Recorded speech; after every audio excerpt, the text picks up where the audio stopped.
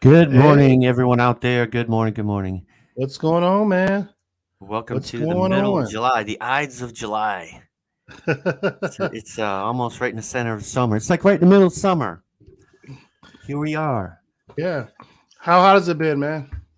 It's been beautiful here. It hasn't Has been. it- It we have had very very few like really hot days, so we've been pretty blessed to be honest. Oh, okay. But I mean, we could use some rain, but we got some rain like yesterday and today Okay. finally.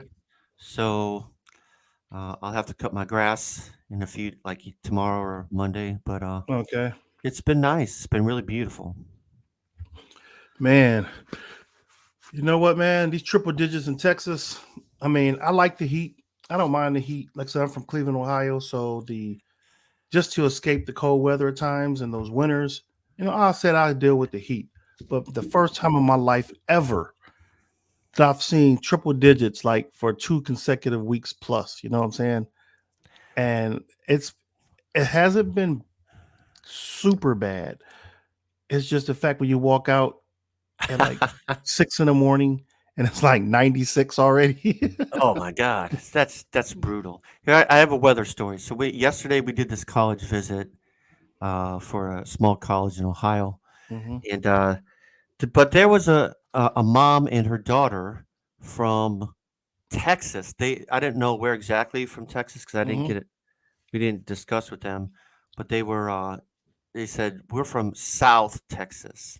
So they were Okay. like, yeah, it's like extremely hot, and so they were asking about how cold it was in Ohio. Hmm. The tour guide, and I was just kind of smiling, just shaking my head. Right. Oh, It just, these these people, oh, can't. It's like they can't handle the snow or something. They want to send their daughter to Ohio. wow. And this is really weird because I didn't realize that they can actually fine you. Like, where was it at? I can't remember. I think it was Waco. There's a $2,000 fine if you're caught watering your grass outside of the restricted time frames. So you have restrictions there. Yeah, we're supposed to do ours. I think it's in my neighborhood two Tuesdays or something like that, or I think it's Wow. Tuesdays and Thursdays. And I'm not gonna incriminate myself here right here on the air, so I'm just gonna just say I'm abiding by the law. But yeah, man, it's they were trying to conserve the water and the electrical grid. So they wanted you to conserve your energy Well, I mean, between that makes 2 sense. and 8 o'clock, between 2 p.m. and 8 p.m. Now listen to this. It's been triple digits, but they want you to keep your thermostat at 78 degrees. And we're like, what do you mean 78 degrees? That's like kind of warm, isn't it? I mean, That's warm. I Yeah, keep mine at 75 and it's we warm. had that conversation this week. That's kind of warm. That is, especially at nighttime, and you need to get some sleep, and you're like sweating. Yeah. Uh, That's a 78's a bit warm. So I Yeah. have a story about that. So we Yeah. lived in another weather story. I don't mean to be No, le- you're good. don't You're mean good. to remain in the weather, but in California, we were stationed there because my wife was in the military. We were there for Mhm. about 4 or 5 years, Yeah. and this is in Northern California, so it gets hot and dry in the summer, especially. Yeah. But they would the housing, we were on base. We were in on base housing. The Yeah. housing managers would require us to have water, our lawn watered because it was on a timer. Yeah. So if you tried to turn it off, you would get in trouble. So it was like the Right. opposite. Mm. So like every day, you would get your grass would get watered, um, because they wanted to have it remain green. Otherwise, it would have been Yeah. dead. Right. Right. So I thought that was the opposite of what you're trying to do, conserve Right. energy. But Exactly. Exactly. they Exactly. wanted a green lawn. They got their green lawns, and we had to do a little bit of grass. But I mean, no, seriously speaking, I think it was this week that there was a serious situation in Yosemite, where Mhm. they're having some wildfires and beautiful, beautiful park there. But I Yeah. saw them; they were like watering trees and stuff to try and because of the heat and Right. the fires. It was pretty wild. Wow. Yeah, man, it's getting deep. It makes you think. It makes you think about those the prophecies of the Bible about just how things are going to be. And I was listening to a radio show, and they were saying people who don't take, I guess, their spiritual life or their life with God serious, or if they're whether they believe or not, that if you look around us and the way the world is going right now, the way I guess the out front things that are happening, from the violence to the weather to everything, do you feel that this is all biblical prophecy, or is it something that's just by random? This is what's happening in our environment at this moment. And it made you sit back and think for a minute, like, wow, things are like really looking bad. I mean, all over. And this made me think of that. The radio show, it was a regular contemporary talk show. It wasn't even a biblical type show or church show or anything. It was just a regular, and that conversation came up, and I'm driving. I'm like, I'm looking around like, wow, how how are things that's happening right now relating Hmm. to those Hmm. prophecy stories that you've read about in the Bible? How is that something that we like? Is it, like I said, coincidence, or are these actually the prophecies that we've been hearing about? Wow. The wars conversation. I mean, like, how Yeah. extreme could this Ukraine Russia war get and turn into a world war? You know, remember the rocket thing we talked about, the rocket hitting the moon, and Yeah. how, Yeah. Yeah. although we know that video was fake, but the story was real. The story was real. The That's story correct. was real. So think about this. What if that rocket had some type of malfunction where it didn't even make it to the moon, but landed over a country? You know, it's like, can you imagine that could have possibly created some type of tension with countries because they kept it secret. They didn't want to talk about it. China didn't want to talk. It was a Chinese rocket. They didn't want to talk about it.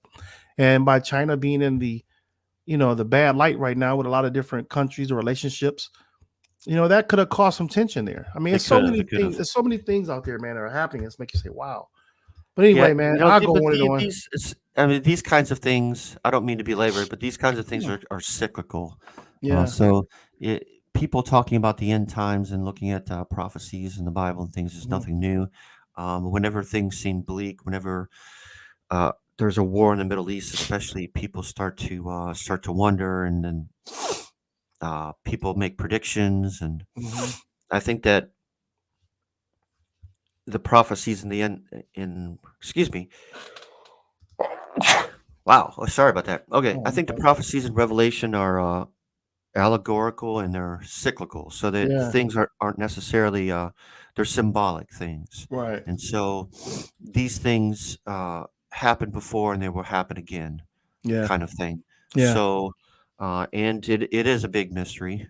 That's why there's all these kind of speculation about it. So, Right. good morning, Greg. Good morning, Leanne. Leanne, great to hear from you today. Good morning, James. Good to have you guys with us this morning. Um, Leanne's fairly certain Jesus said, "Not even the Son of Man knows the hour." That's correct. That's Right, what I remind people right, whenever there's people make predictions or they're like, "Is it the end times?" It's like, well, yeah, that's not for us to worry yeah. about. And see, that was where We're that supposed story to do went. our thing Right. and let God worry about that. Yeah. So That's where that story was, how that story was leading in that conversation on the radio. And it was just regarding like the way things are happening in our world right now. And it just made, as I'm driving, it made me sit back and think for a minute. You know what I'm saying? yeah, And it's like, wow, that's deep. But it's China. good to China's see in our the faithful. driver's seat. Everyone is jealous of that country-wise.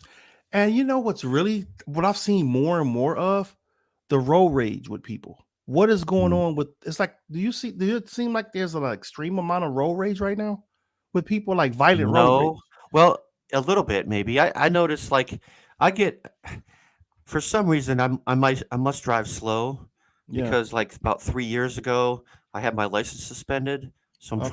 I'm trying to be ultra careful. And ever since that time, I got my license back after 3 months. That was tough Right. of not driving. Oh, that's rough. Trying to work. So then, anyways, uh, you know, I drive the speed limit. Right. So sometimes on country roads, on state routes in Ohio, like Yeah. going to where I need to go, Right. going to work, going to church, um, I get passed, and I'm Right. thinking, and sometimes there's a car coming the other way, and you're thinking, well, I'm not like grandma here. I'm not going 10 miles under the speed limit. I'm going like 45, 55, whatever the speed limit is. Right. Right. It's like that's not good enough for people. You gotta go 10 miles over and anything less than that, people are gonna get mad at you. It's like, well, I'm just Yeah. trying to be law abiding and trying to be careful. Yeah. I don't want to get a ticket. I like my insurance rate the way it is. You're right. One thing that I did do, like something like as a precautionary thing, because I'm just say, like my wife, we're both kind of mild mannered people.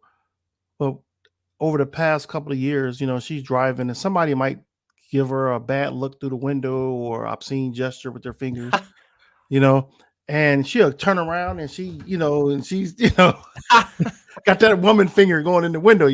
And I'm like, I told her it was a guy, it was an incident happened here in McKinney, Texas, where they were at a drive-through. There's a woman, a guy, they got into it.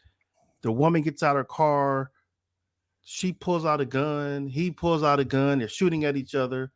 Wow. One Come to find out the Jeez. passenger in the one lady's car was this other guy's ex. Whatever it was, they had a fender bender and it was in a drive-through. And they're going back and forth, and I think the guy ended up getting shot and died. But it was really started off as a fender bender, and then because the victim had the people had already had animosity toward each other, it escalated. So I told my wife one day, she was in a car and she was pointing at a guy, and she said, "No, it was his fault. He tried to cut us off, and then he's gonna turn around and call me a blankety blank name." And I told her, I said, "Just keep driving. Let's just keep going."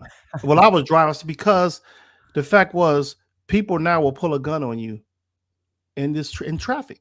They will shoot at you while they're driving. They will shoot at you. They will cut you off on the road. It was the other incident where a motorcycle driver was driving right down the street, not too far from me, on I-75 or Highway 75, and the motorcycle driver was cutting people off the road, weaving in and out of traffic, and this SUV blew the horn at the guy, like, chill out, basically tell him like slow down. So Mhm, when mhm.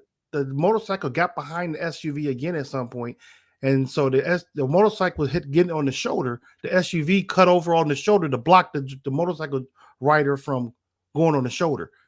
The motorcycle went ahead, swept through traffic, stopped his bike, got off his bike, Phew.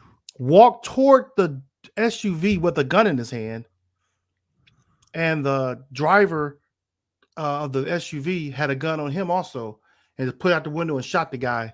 And he said he was feared for his life because his kids was in the car and this guy was walking toward him with a gun. Wow. Let me backtrack.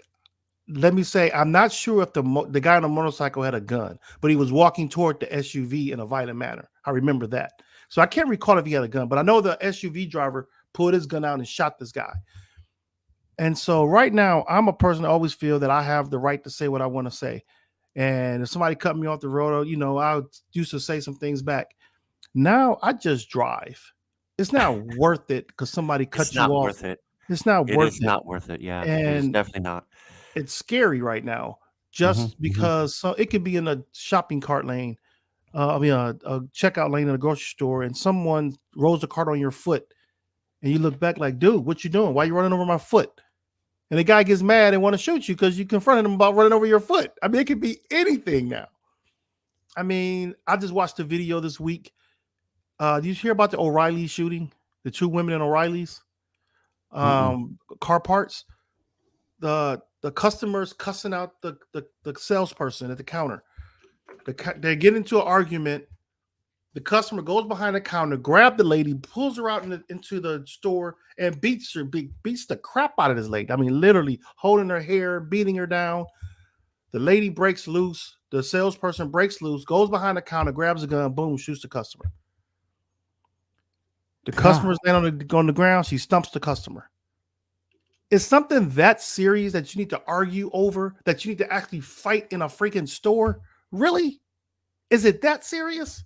I'm If looking you're at a video right now. it's been all over. They kind of edit it now. Wow. There's a couple of full versions of it. And for me as an African American, and I saw these women, these two black women fighting in the store, I had this feeling of like, wow, why does not just black people, but just people in general have so much rage? But as a black Ooh. man, seeing these two women do it, two black women, I just had this, it was like personal for me. I'm like, come on, y'all, clean it up, act right. Now, I don't agree with you about Greg on that. You saying no one should have a gun? I mean, if that was the law and we all grew up in um, that type of environment or society where we didn't have weapons, okay, but that's not what we're used to. That's not what we're going to do. It's not going to happen. So, I mean, that conversation is you're going to just drive yourself insane with that conversation. But anyway, I go on and on about road rage and people's temper tantrums and how it's just so frustrating to me that everyone's on edge. But Yeah. I could go on and on with that. But what's the lineup of our stories today, Darren? Well, first of all, we have a special guest that's going to be joining us in about 10 minutes. Rex Smith, who's a beekeeper uh, Yes. from Texas that you dealt with. So we're going to Yeah. see what happened in your front yard a Yeah. few months ago and how Rex helped you out and talk about bees. And Mhm. some of the other things that are going on in the headlines. Uh, the 10-year-old from Ohio continues to make news that made a national news, and people were talking back and forth about that. I have several things to share about that. Okay. Flint, Michigan, remember them? Yeah. They had a case this week that was thrown out against a former governor of the Mhm. state. And so we're going to talk a little bit about that. Ivana Trump Okay. passed away in an accident. Yeah. So we thought that was interesting. Yeah. John Eastman's cell phone made the news. Yeah. Uh, and continue with the January 6th hearings. Uh, AOS, it's not on the bottom line here, but it's not on this ticker, but I have a short video about AOC was harassed, sexually Yeah. harassed Yeah. on the Capitol stairs. Someone was making a selfie video, Yeah. saw her going in, and confronted her. So that was uh, disappointing. Right. It's crazy, man. Of things that are happening. You like, what do we do? It's everywhere. You can't run from it. Yep. The politics, our politicians are, everything. So it's what do you do, man? What do you do? But the you brought up Rex Smith. You know what was so remember how I told you how I could have random conversations with people?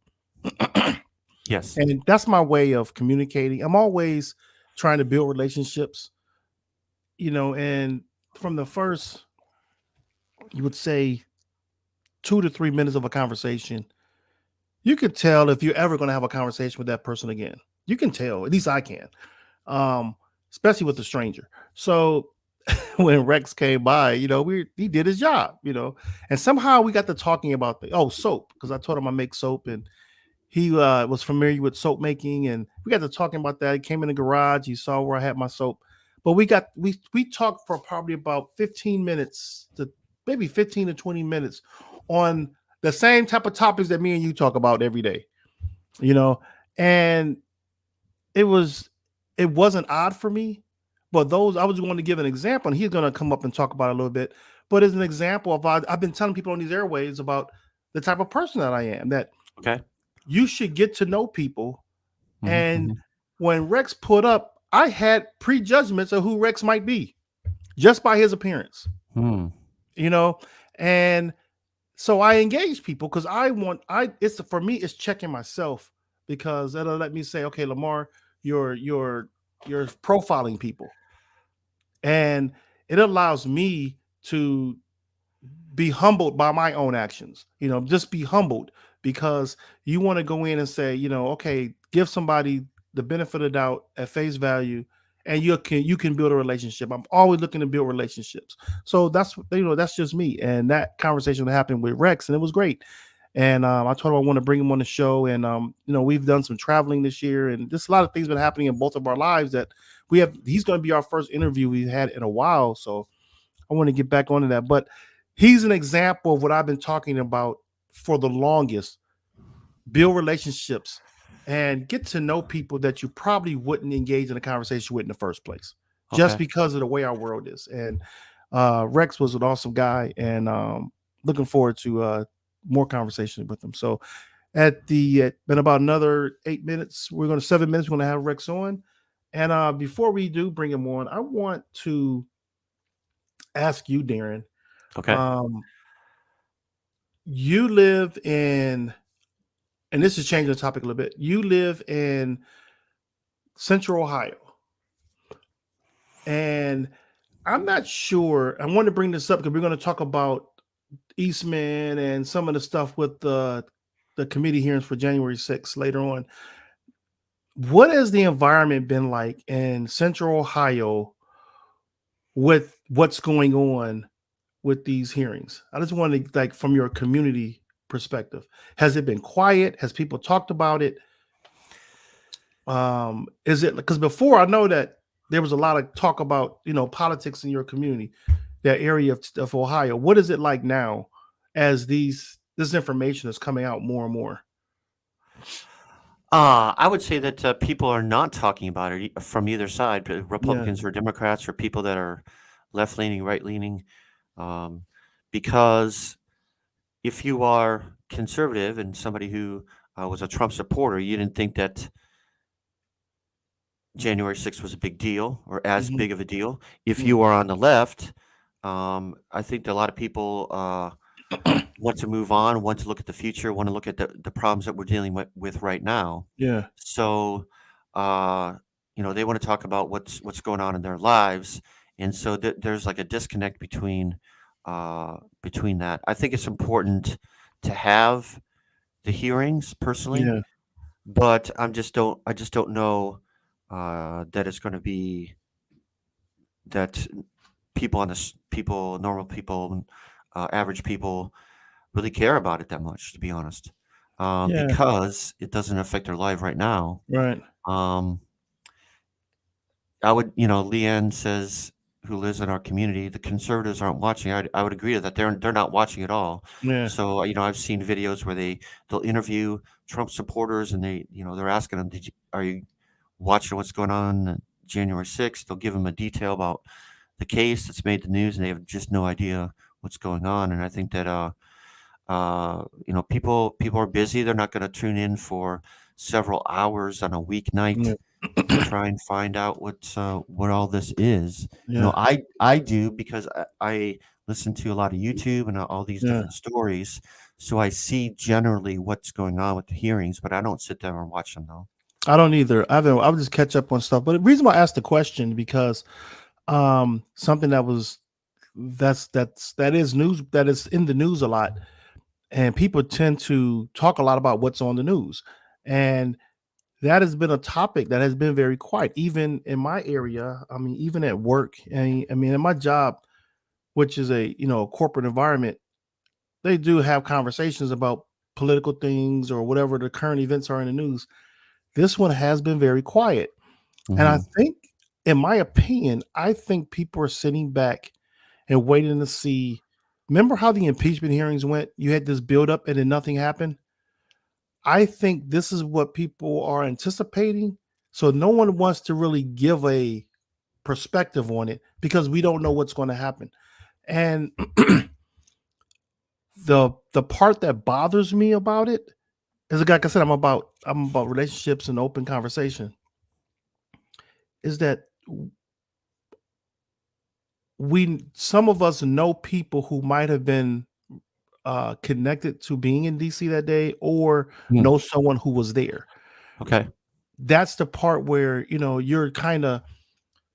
you're split sometimes. It could be a friend of yours who you didn't even realize was that deep into something and went for whatever their reasons were.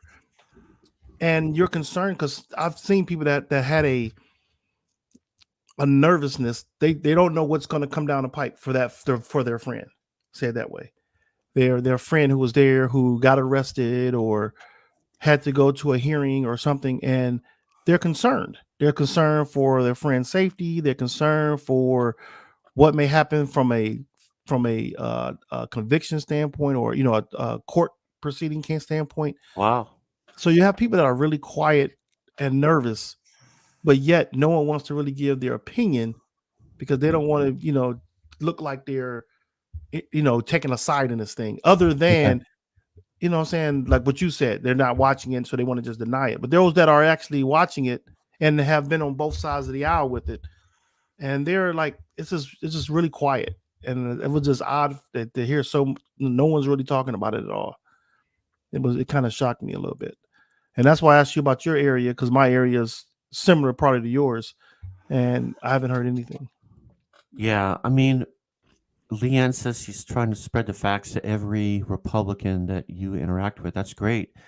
I'm kind of a hermit because I don't. I've decided to not engage Yeah, directly with those people. So, um, because I know that I'm trying to maintain peace, yeah, yeah, and I don't. It's stressful to try and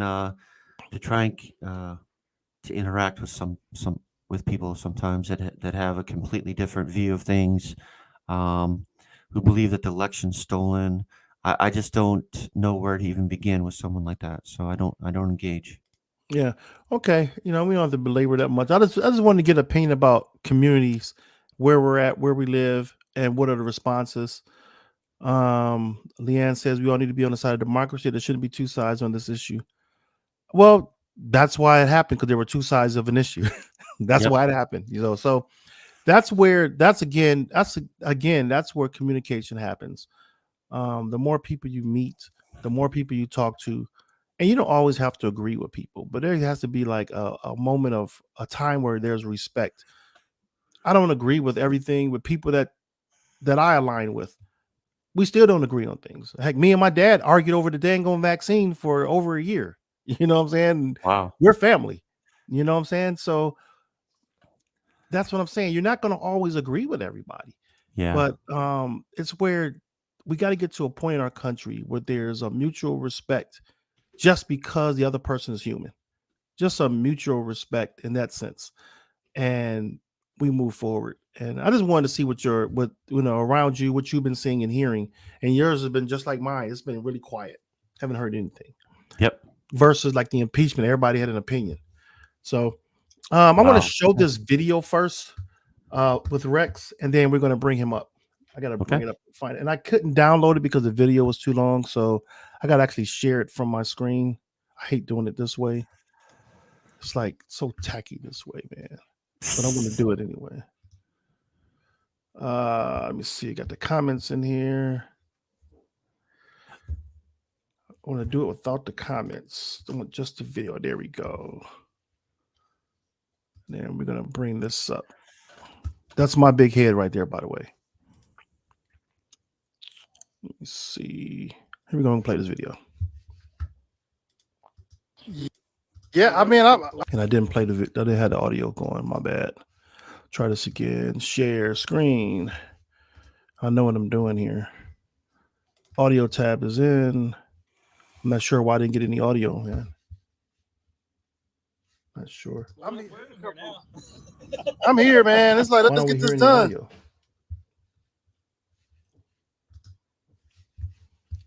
I'm not sure. You didn't hear it on your end, did you? It started to play, yeah. You was able to hear it? Yeah. Okay. Because I'm like, what, since they're all clustered and they're not really flying around, I'm going to go ahead and vacuum them into my collection box. Yeah, it was horrible yesterday. Big old tornado of bees, wasn't it? Yeah, it was just, they came down like a cloud, man, and just. I've never seen it like that. No, I mean, I've seen big bee. Yeah. Yeah.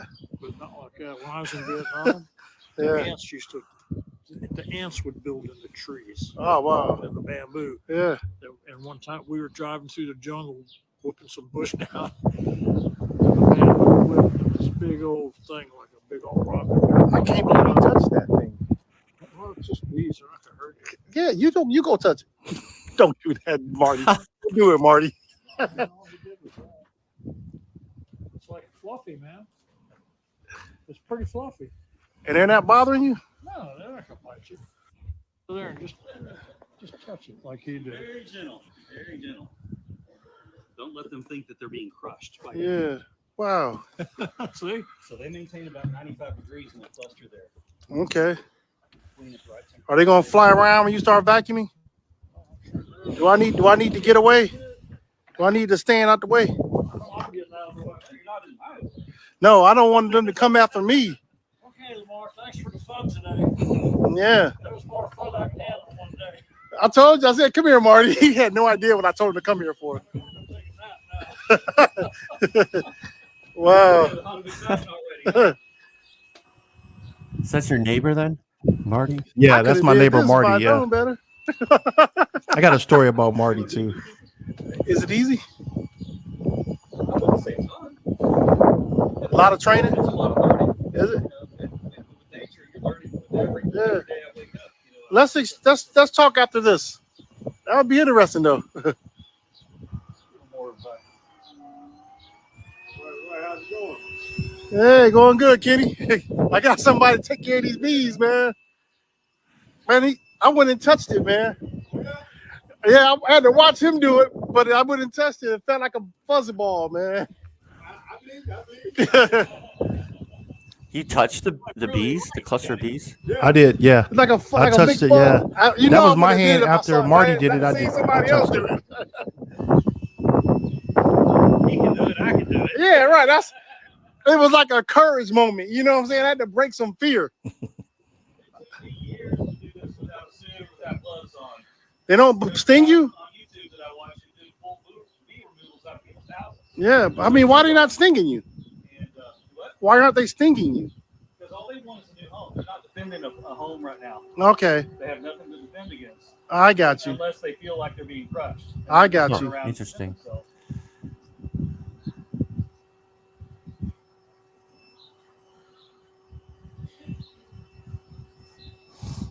Did you end up getting them all then? Or? Yeah. Yeah, I'm not going to play all this. Yeah. So I can shake them into a box or onto the ground and let them fly. Yeah, they're flying around, though, big time, though. Wow. Carly's talking about closer. Okay, Carly, how's that? This is my coworker. Man, these bees are everywhere. There you go. Ooh. All right, here's your vacuum can. Wow.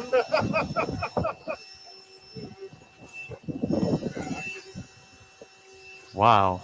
Oh, you're on live right now, aren't you? Yeah. You got people comment. All right, y'all are gonna get closer than me then. How's that?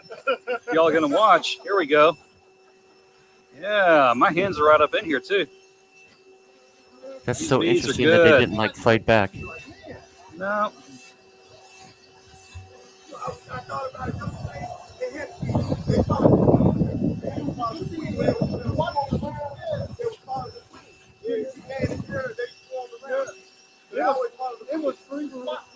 Well, I guarantee you, these bees came from about probably 100, 200 yards from here.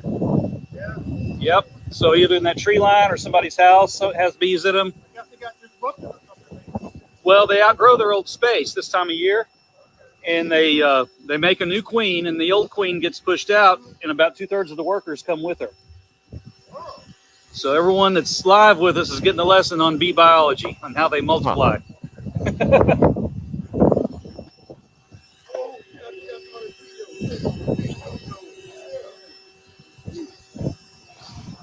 All right, guys, this is great. Didn't even have to get on a ladder for this one. How long you been doing this? About 12 years. Yeah, there's little wax flakes on some of the leaves here.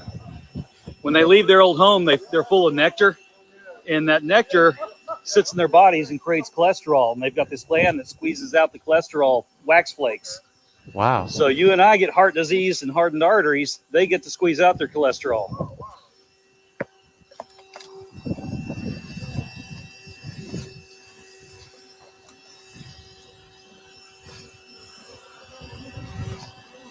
All right, I need both hands, so if you can hold that. No, you did great, man. Thank you. I'm good. I'm good.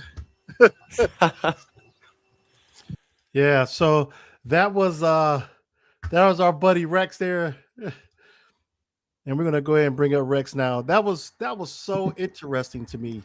How you doing, Rex? I'm good. I'm good. That was Good morning, great. sir. Thanks for being here. You're So- welcome. So two things out of that whole interaction there. My dog just came and licked me. Two things happened during that time period with Rex. He came out, he got the bees, he educated us at the same time he's doing this. Secondly, he was willing to assist in educating others by holding my camera to get a closer look. And then he still narrated as he did this. So no, that says a lot about the character of Rex and also the willing to educate people, because I learned so much in that short time with him, as well as everyone else. Even you just learned probably just watching this short video that we just showed just here. So Rex, go ahead and we're gonna tell us a little bit about yourself and exactly what happened and what were you doing with the bees in my yard that day. Well, I'm Rex Smith with Harmony Hollow Apiary, and I have been a beekeeper for about 12 years now. And as far as a little background on why I became a beekeeper, that's usually the first question that's asked to me is, what got you into bees?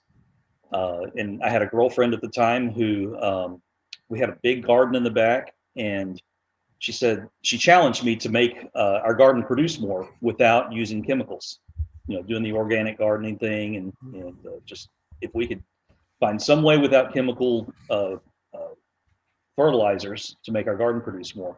So I researched honeybees for about a year and a half before getting my first hive. And once I got my first hive, we put it in the backyard, and I saw firsthand the difference in the production rate of just the cucumbers made, for making pickles. Wow. It was a huge difference in the amount of production made. So that was, 12 years ago, and I am still eating pickles from that year. Oh, wow. So, Wow. Wow. as far as what was going on in the video, at different times of the year, there's an ebb and flow to the population of a hive. And during the spring, they're building up their numbers, and it's common for them to outgrow their space. So if they're in a valve box or in the soffit of someone's home, or even in someone's hive in a backyard, if they've got a hobby beekeeper in the neighborhood and they've got a hive, they can feel like they're outgrowing their space, and so they have an instinct to create a new queen. It's an instinct to reproduce. Okay. So they create a new queen. And the old queen leaves with about 2/3 of the workers. Okay. And the new queen is left with a furnished apartment, if you will, the comb and some attendants to keep her fed and everything. She's got to go on a mating flight. Mm-hmm. She has to come back successfully without being eaten by a bird or a dragonfly or something. And then once she makes it back, she starts laying eggs. So the hive continues and it's split. So the new hive is what landed, or the old hive is basically what landed in his tree. Okay.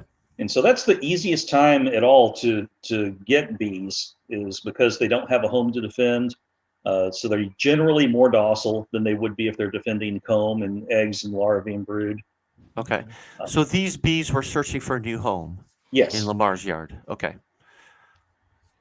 So was Man. there a queen with that group of bees? Yes, that There queen was. the queen has a scent to her, and so they know where she's at all times. Okay. That cluster is surrounding the queen. She was probably up near the top of that cluster. Okay. And so what did you do with those bees that you got from his yard? Did you find a home for them or? I did. One thing that I do with bees is I lease them out for property owners for agriculture valuation. Okay. Here in Texas, honeybees can be livestock just like cattle or sheep or goats would be for folks who have property of certain size, and they can qualify for paying basically lower property taxes. Okay. So once I get those bees, I take them to someone else's property or farm and just maintain them for the rest of their lives. I put them in a regular white hive box that you would see on TV, those boxes with the Yeah. tin frames in them, and keep them So healthy and fed. then you would come back and tend to those bees at that new property, at that new Correct. home. Correct. Okay. Yeah. That's pretty cool. That's pretty cool. So when so that vacuum cleaner that you were using, explain a little bit about that device and the purpose of it and how it was able to keep the bees safe in there. Well, it's a battery operated vacuum made for collecting bees. There's a screen inside that keeps them from actually going through the vacuum itself, Huh. and it's basically it's a 7-gallon bucket that is highly engineered. People see it and they're like, "Oh, it's just a bucket with a vacuum top on it," and it's not. There's actually a backpack setting or a backpack for it where I can climb a ladder and work on someone's house. Right. It's got remote control for the volume of the airflow. So if it's on my back, there's actually a remote that can hang around on my shoulder, and I can adjust the airflow if I need to. Okay. And it's just made for the purpose. It's a very purpose-driven tool. So where you place a new hive of bees, is it typically like in the suburbs somewhere? Is it out in the country? Is it where typically do you go? All over the place or? Well, I go all over the place to remove bees from people's Mhm. homes or from unwanted spaces. When I place them on a property, it's typically in the outlying areas around the metroplex where there's still a little bit of land. Okay. So 5 to 20 acres. Okay. The honey that's made from these bees, what is that process like? Well, honey is basically the dehydrated nectar out of a flower. So the flower produces a pollen, which is a protein source, and then nectar, which is a carbohydrate source. That nectar in the flower is about 80% water, and the bees will bring it into their hive. They dehydrate it by just fanning their wings across the cells, Oh, wow. and they dehydrate it down to about 18% water. And so it's very concentrated sugars and amino acids at that point. And once it gets to the right level, they put a layer of wax over it, and that's when we know it's time to steal. Oh, wow. So you do harvest the honey then? Yes, I do. Yes, I do. Okay. And a question from our audience: so what do you need to make it edible? Is it edible then? Do you sell it or do you? I do sell honey, and to make it edible, really, there's not a lot that we need to do because there's people that will sell what's called comb honey, Uh-huh. and Yeah, I've seen that. that's honey that's still in the wax. Right. And you Wow. can shoot. You just take a bite of it and you eat the honey, and the wax is like, in the old days they would chew it like gum and then just spit it Yeah. out, or you can swallow it. Your body will pass Yeah. it. Yeah, I've bought some honey before. I bought honey with the honeycomb in it and the wax and everything. And I've eaten it like that. And it's not bad. It actually is better honey in my opinion with the wax in it. I like it. Any more questions from our audience? That'd be great. If you guys have a question, put your comments in and we'll pull them up. And like Rex is very knowledgeable of what's going on with the bees. And like I said, we've learned a lot here. It's been great. Any more questions for you, Darren? Yeah. I heard a story this week, as I mentioned beforehand, before the show started this morning, about the importance of bees. I listened to this featurette story when I was driving an hour this week, and about the importance that that bees have ecologically for our environment and for us and for what we eat. And you mentioned that in just one season, having a hive of bees in your yard produced so much for your garden that you're still eating it. So say a little bit more about that if you can, if you want to, about the importance of bees to our health and to the environment of the earth in general. That kind of brings up a subject within our beekeeping circles that is a little controversial because Really? Okay. honeybees, in themselves, yes, they do a great job at pollinating. That's what they Uh-huh. do. They Uh-huh. take that protein source for them, and they go flower to flower and pollinate that plant. And because they all act as a single entity of a colony, we can manage them. But there's also 20,000 other pollinators. There's 20,000 other species of bees. Not all of them produce honey. Uh, there's other insects that also do pollinating, just not to the degree or scale that honeybees do. Uh, so when you're protecting all of the pollinators by either not using pesticides or herbicides that affect their behavior or their neurological systems, then you're going to affect not just the honeybees that are working in for the farms, Mhm. but you're going to affect the all the pollinators, the Okay. moths, hummingbirds, the wasps. Wasps do pollination too. They just don't do anything Yeah. for me as far as being able to bring in a crop of honey at the end of the Right. year. Right. For the people in our audience here, especially the people here in Texas, can you tell the people the areas that you service here in our area? I live in the Dallas Metroplex in Richardson, and I go as far north, typically is about Sherman, for customers with ag land, Mhm.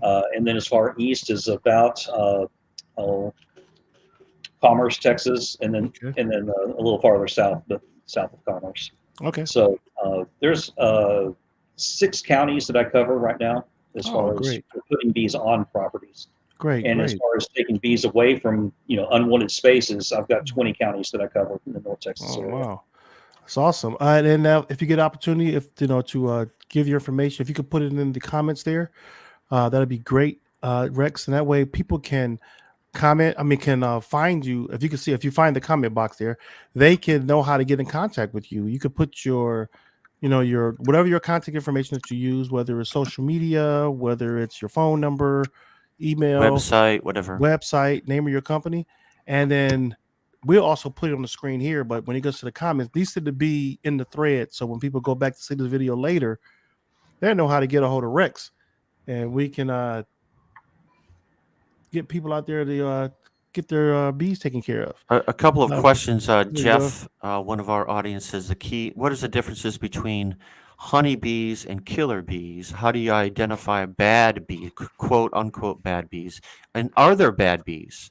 Well, Um, there is, just like with people, there's bad behavior, um, and that can be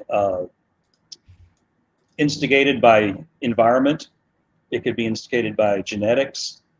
And as far as the killer bees, the Africanized bees that we hear about that have been since the early 80s, and from South Texas moving north, uh, the only way you can really tell the difference physiologically is through a scanning electron microscope. You're not going to see a difference to your even to the trained eye, of a honeybee versus an Africanized bee. Where you see it is in their behavior. It's going to Okay. be, if you get stung by a single European honeybee, you might have 2 or 3 other bees come and check you out and maybe sting you. With an Africanized hive, you're going to have 20,000 bees on you.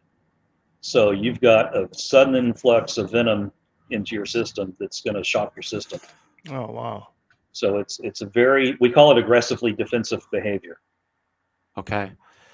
Leanne has a question. Are only honeybees beneficial, or are there all bees? Are all bees good in some way? Do they all serve a purpose in some way? I would think so, yes, but All bees do serve a purpose, and there's different types of bees for different crops. Also, tomatoes tomatoes aren't touched by honeybees, Okay. but bumblebees do go to tomatoes. Oh, Huh. didn't know Okay. that either. That's something. Something. So when you look at what are some of the precautionary things residents in different communities should take when it comes to what happened at my house with the bees? What are some of the things that how would they know to identify if it's a dangerous situation or not? Like you told me, there was nothing to worry about. Even when we talked on the phone, he said, "Oh, they're just traveling." What are some of the things that we can see as just common people to know that the precautionary things that we should take? Well, one of the things I do is I evaluate the situation. And with you and I, initially it was over the phone. I asked you what the Yeah, bees were doing. I yeah, said, well, they're clustered in a tree.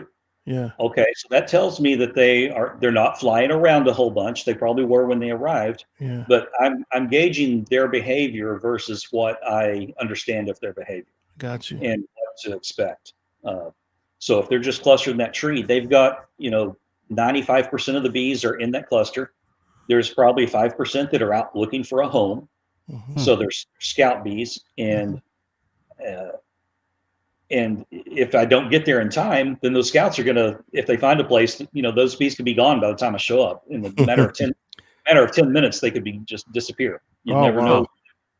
Huh. Wow. wow. But if they're flying around and you find that you're being stung or someone's pets in their backyard are being stung, uh, that's when you really need to make a decision over whether this is going to be a live removal or a pest control Mhm. type of scenario where Yeah. I've had people call me and say, hey, the bees in the house next door to me, or bees in my house killed the dog next door. Oh wow. Wow. They're in a second floor soffit. Can you come take these bees out for free? I'm sorry, you've just told me that they're aggressive to the point of killing another animal, Yeah. and we're working, 25 feet in the air, Yeah. opening a house up to take bees. Yeah. That's There's dangerous. there's going to be a cost involved with that Yeah. construction labor. Yeah. That's Hmm. dangerous too. Yeah. Real dangerous. What are some of have you had any dangerous situations in your profession as a beekeeper? I have, and funny enough, it was with a real estate agent group who had a radio show that they also do. It was they're based out of Frisco, and the morning that I was taking bees out of this folks' home, they had a radio broadcast going, and guests coming in and out of the front door. Mm. These were some bees that were not gentle, Mm. Wow. and their guest wound up.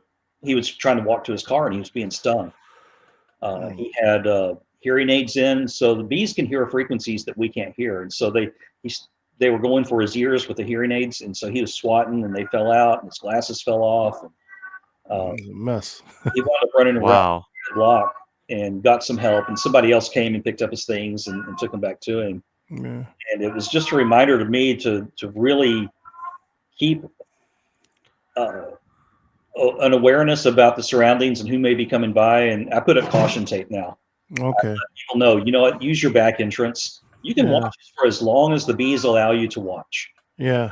But if That they makes start sense. getting aggressive, you know where the door is. Please use it. Have you yourself had any bad situations with bees? I'd say probably 3 or 4 times a year, I'll get into the bees that are that aggressive. Yeah. Huh. Um, Get stung and everything. You got to have your full protective gear on in those situations when the bees are aggressive like that. I typically start out suited up, and then I Mhm. gauge their behavior. And if I can take my suit off, I do. That suit's Yeah. Huh. it's very hot. Yeah. I wear Yeah. an ice vest under it also, Oh wow. so that when it's above about 95 degrees, that ice vest will keep my core cool down to about Huh. 70 degrees, and Oh, that's Okay. good. it's a game changer for working in the heat. Yeah, especially this Texas heat. What has this been like with these triple digits with you? Have you had a lot of action out there with the bees? Uh, I'm actually going out to feed my bees pretty regularly. We're at the Okay. time of year that there's no blooms, there's nothing alive anymore, so their food source is dried up. So I'm Okay. having to go feed sugar syrup to the bees. So this time of year, I don't have my honey super boxes on. I'm not harvesting anything. Anything they bring in is for them. Okay. So I'm feeding sugar syrup. I'm feeding pollen substitutes so that they have the protein and carbohydrate sources that they Okay. need. So go back a little bit. Sugar syrup. Talk Mhm. to us. We're That's foreign to me. What's sugar syrup? Well, it's basically sugar and water. Okay. Sugar and water, and then sometimes I will add some other minerals in, like Okay. some Himalayan salt, because there's other minerals other than just the salt in Huh. that. Okay. It's trace minerals. And that does what? It gives them a carbohydrate source. It's energy for flying. Got you. Okay, Protein now it source, makes sense. yeah, Okay. protein. So the pollen protein source for them is their. It's like for cellular growth, for when a larvae grows to be, it pupates to become an adult bee. Okay. So that's Okay. when the protein's needed. Oh, okay. See, man, I'm learning so much from you, man. It's awesome. We had so many conversations in that 15 or 20 minutes outside Right. your driveway that day, and we Right. covered a lot of what y'all talked about in your intro too. From guns to Yeah. political things, and Yeah. it was neat to find someone that you can talk with on a personal level about what's really going on with someone, Yeah. deeper down. I am familiar with soap making. I was with the Texas Yeah. Soap Makers Association for a couple of years, and Yeah. I'm still using one of those 2 bars you gave me. Oh, So really? Oh, I that's am awesome. really That's enjoying. good. I'm glad you like them, man. I'm glad you like them. Believe me, please give me your critiques on them so I can get better. But yeah, I mean, you were talking about the conversations. That's what made that time for me so worthwhile. Because I'm always looking to reach out. And like we were talking about my neighbor when Darren asked, was that my neighbor Marty? Me and Marty have vastly different views from a political standpoint. And it's the fact that we will get out, like we were just talking last night. They were making us remove our trees if they're dying from the freeze we had 2 years ago. And we've been like resistant to change these trees. So we just cut them down. And in Texas, the trees will grow from the ground up after the top is dead. So we left that standing there. And actually, after you left, Rex, there was that, if you remember that tree next to the one you took the bees out of, was a dead tree there. Mhm. So I cut it down and the bottom part started to grow. And so I got this bush sitting there. Well, from what I understand, that will make you pull that up and plant a new tree. And we were just fussing about that last night because we didn't want to spend the money. But getting back to Marty is that we are totally different politically, but we can sit and talk and agree to disagree. We can sit and talk about whatever conversation. Then we have so many things that we do agree on. And that's the guy that, I mean, I really care about this. Like I said, right now, when it comes to politics, you can't even talk to someone without having a bad argument. Mhm. Me and him can have a conversation. We could agree to disagree, but I love him and his wife. I love them like their family. And it's where we go out of town, we let each other know, hey, we're going out of town and look over the house. If I leave my garage door open up, he calls me on the phone, hey, your garage is up. When we had the freeze 2 years ago, I was out of town in Arizona. He's texting me, hey, man, did you cut your water off? Yeah, I cut my water off. Oh, great. The power's out. I'll call you when the power comes back on. Oh, the water's out. I'll call you when the water, we're communicating. And that's the relationship you should have. And ideological differences should not separate a friendship. Right. Completely agree. And like I said, when we met each other, we had different views on everything. But the fact that he was willing to listen to me and I was willing to listen to him, it makes our relationship great. And I think that we are examples for our community because our community itself is divided over all this stuff. Mm-hmm. And we are examples because we don't have to go publicly tell everybody what we believe, but we are neighbors and we let everybody see that we're neighbors. Right. He's probably 20, 25 years older than me. He's retired. I'm not. So there's that generational gap. There's a racial gap, and there's a political gap between us. But that dude is a good guy. You know what I'm saying? He's a good guy. I mean, I remember once my car was in the shop, and I need to go get it out the shop. His wife was like, "Here, you all could take my car." And I'm like, "Really? Just take your car?" He's like, "Yeah, take my car. You guys go and up, get your other car at the shop and come on back." I was like, "Okay, cool." That's a neighbor. That's someone who's looking out for your best interests. And we do the same for each other. We borrow tools around the house from each other that we need. we just look after each other, you know, and that's what community should be about. I'm still looking for my 10mm socket, you know. Some neighbor got it right. But yeah, but that's what it should be about. And I just wanted, you know, I let people know, like my son and Darren, that that's what happened with you. And you know, I tell people this all the time: go meet people. And I used you as my example today, and saying, yeah, this is someone that I never met, and we just start talking about some stuff and just went over the conversation, and it was great. You know, something that I enjoy doing is the same thing that you do, is engage other people and listen to their story and see. You kind of gauge where they're at, so you know how to approach and how to frame your conversation with them. Yeah. And I enjoy speaking with people from all different backgrounds and paths that they've had in life, and being able to, you know, at first listen and then engage if you choose to engage, and see at what level you can come in with conversation with them and keep it civil. Yeah, and you just meet people where they're at. And I think that if we did more of those type of conversations, it's like, I think the world would be so much better. Yeah. You know, we get stuck with I call it cultural conditioning, because it actually is, you know, from generation to generation, regardless of where you're at in life, where you're from in the country, what part of the country, you tend to, you know, things are passed down from one generation to the next. Unless you're willing to do something different, you can get stuck in a mindset. I mean, I've seen it within my own family. You know, it's bad sometimes. Cultural conditioning, having, you know, tunnel vision, thinking that the world just happens from your perspective and your point of view, and realizing that every person you encounter has got their own point of view and their own experiences that brought them to where they are now. So makes a difference. Any more questions out there from anybody? We're with Rex Smith from Harmony. Let me get it right. Harmony Hollow Apiary. This is Rex Smith. I'm gonna put his information up again. I had it here for a second.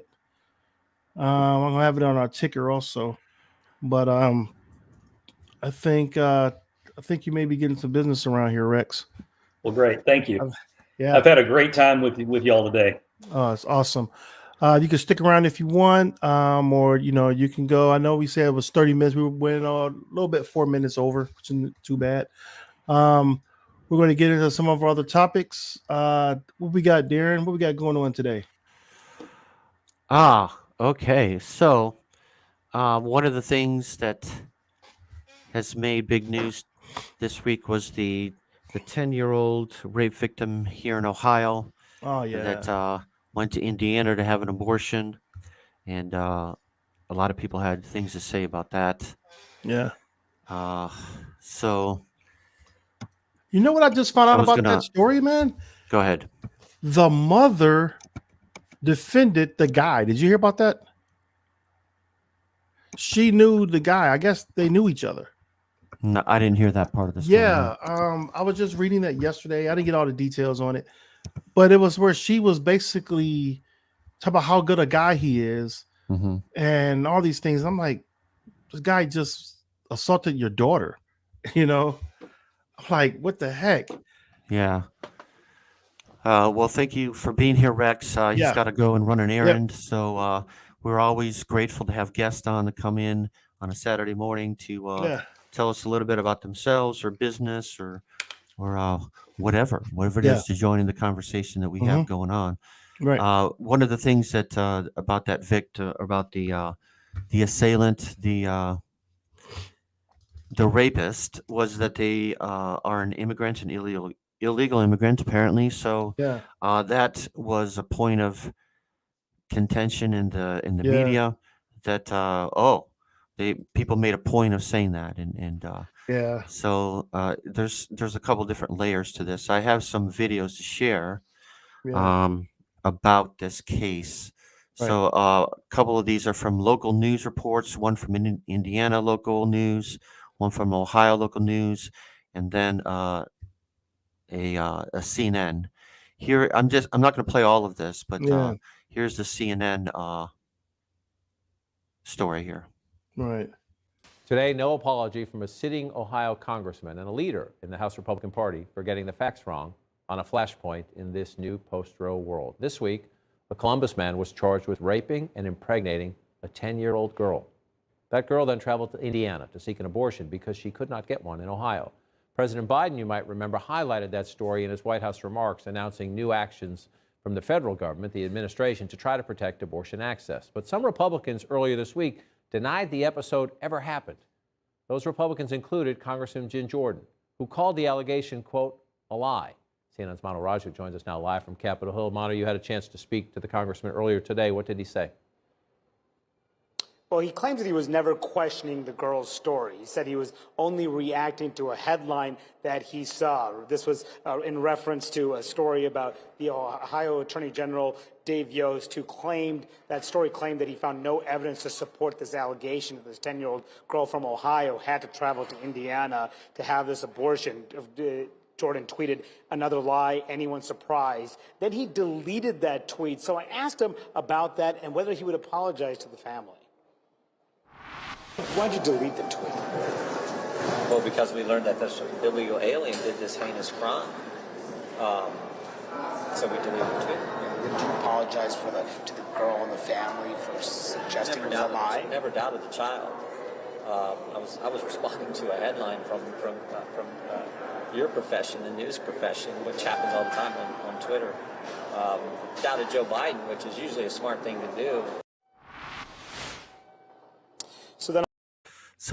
He also would refuse later on to apologize to the family, saying that he was questioning the news and the news report and not the family, not the girl. Yeah. What's the difference? That was Columbus, huh? That was in Columbus. Franklin County?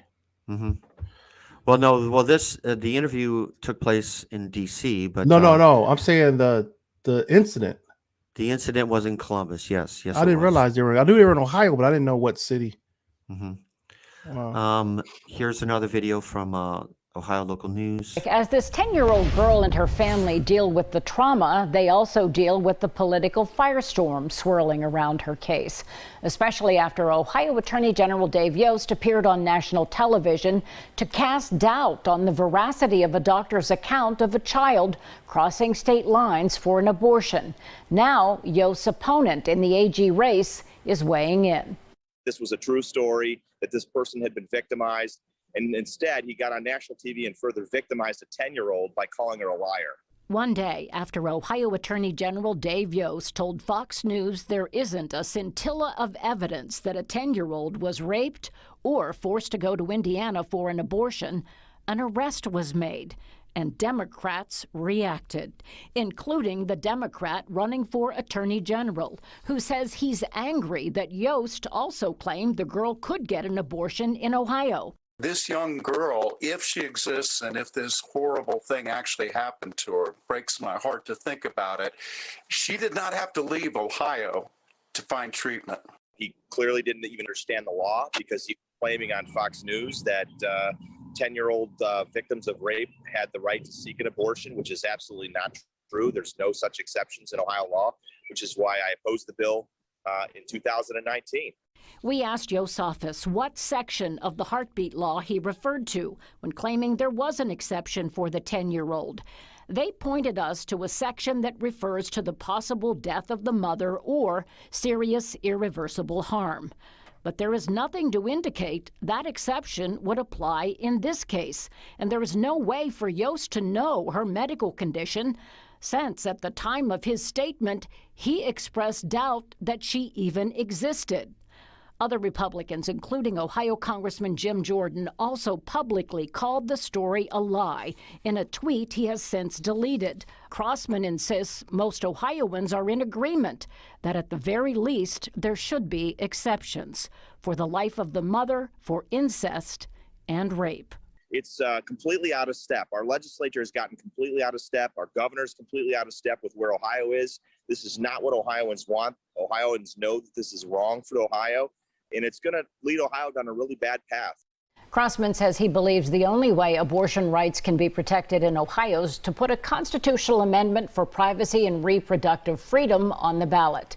And we should point out, we invited Attorney General Yost to talk with us and answer questions about this case. His office declined. For more on this story and reaction. So, a couple of different things. I really thought that the state attorney generals in both Ohio and Indiana did a very embarrassed themselves. First of all, this Dave Yost in Ohio, and then in Indiana, who the Indiana AG, Attorney General, wanted to investigate the doctor that did the abortion, that performed this abortion for this 10-year-old. When it's legal in Indiana, they have not as of yet passed quite as restrictive law that exists right now in Ohio. So yeah, but Indiana, it looks like they want to, from what I understand, they want to make an example out of that doctor, though. They definitely want to make an example out of him. And what I was telling you about earlier about the mom, this was through an article, a reporter from Telemundo had talked to the mother, and she identified herself as the girl's mother. But when asked about the rape suspect, the woman told the reporter, this is according to Fox News Station 59, said that the girl's mother said everything they're saying about him is a lie. She also said that she did not file criminal charges against Fuentes. He was the guy who allegedly raped the girl, and he admitted to doing these things. However, the decision to press criminal charges is up to the state. But she is standing saying that she is that everything they're saying about this guy is a lie. I'm not sure why she's going to this route. In denial of that, somebody raped this little girl. And, by definition, there's a 10-year-old that's pregnant. A rape has taken place. Yeah. I mean, yeah. So one of the things that really annoys me is that the politicians are using this as a football. Even the Democrat who's running for the attorney general uses it as a political football that he can rally his supporters around, and it's tragic. It's tragic all around. And to think that politicians didn't expect that this would happen across this country, not only in Ohio, but wherever, this is going to happen again. There's going to be very, very young girls that get pregnant from rape or rape and incest that are seeking an abortion to end their pregnancy, and understandably so.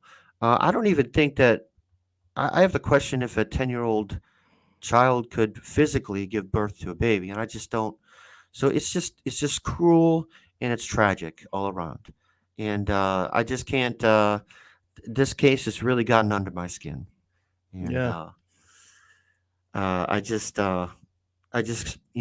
can't believe it still that this is happening in the United States of America. And we're gonna see more cases like this. Yeah, I mean, it shouldn't come down to an issue with in a case like this. It shouldn't be political. There shouldn't be any type of debating. There shouldn't be even an argument. When have you ever seen an argument over a rape victim? A political We're seeing argument. it now. That's what I'm saying. We're seeing it When now. have you ever seen that prior to? No, not until now. You've never seen a rape victim in a political argument. That's ridiculous, man. It is ridiculous. What else we got? And some of the states have just a huge backlog of untested rape kits, and for them to pretend like, we got to prosecute this, and when there's thousands of rapes that you haven't done anything about. Yeah, so, tons of them. Flint, Michigan that little girl is. I'm thinking that little girl's going to be this is going to be a scar on her for the rest of her life. Not only she has to deal with the rape part of it, then she has to deal with the abortion part of it. Then she has to deal with the political part of it, that she was in the center of an argument, a political, possible constitutional change to our Constitution. She's in the middle of that. This little girl is in the middle of all that. Yep. And it's just sad. Yeah. Flint, Michigan is back in the news. There was a court case that was thrown out of court this week about holding the former governor liable for what happened. So Let's listen to this story here. A major ruling today by the state Supreme Court throwing out charges against former Governor Rick Snyder and others in connection with the Flint water crisis. Michelle DeSalm's in studio now with what the justices said in the unanimous decision and the reaction tonight. Michelle? Yeah, the Michigan Supreme Court said the judge in this case had no authority to issue the indictments. The justices said the rarely used state law allows a judge to investigate, subpoena witnesses, and issue arrest warrants, but not to issue indictments.